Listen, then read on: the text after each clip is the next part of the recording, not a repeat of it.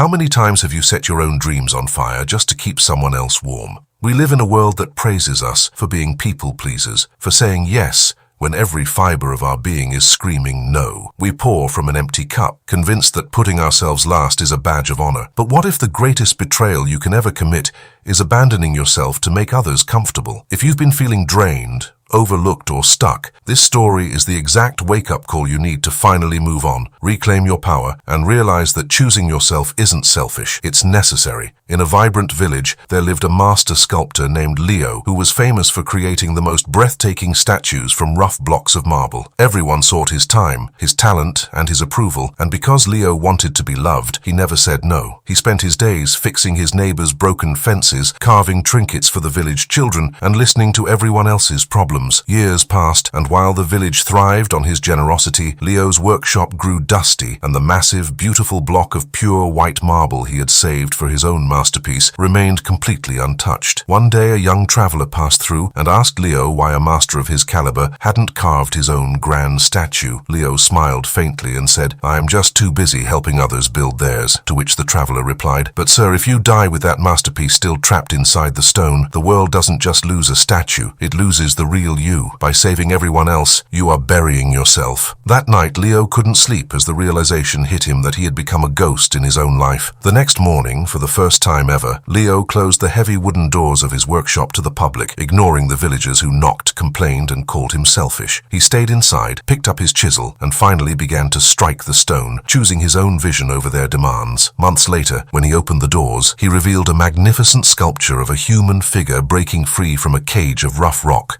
radiating absolute strength and freedom. The villagers stood in awe, finally realizing that Leo's closed doors hadn't been an act of cruelty, but an act of necessary creation. The moral of Leo's story hits like a lightning bolt. Choosing yourself is a prerequisite for a meaningful life. When you constantly choose others at the expense of your own mental health, your dreams, and your peace, you are telling the universe that you don't matter.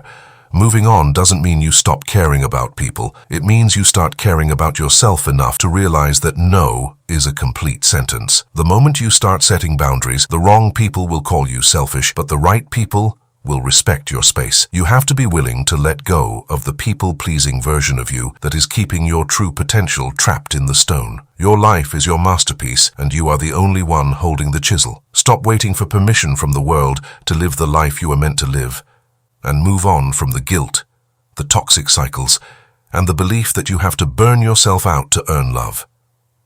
Today, make the conscious decision to step into your own power and pick up your chisel. If this story resonated with your soul, hit that like button, subscribe for more daily motivation, and drop a comment below sharing one thing you are choosing to let go of today. Remember, the most important relationship you will ever have is the one with yourself. So close the door to the noise and make your life a masterpiece.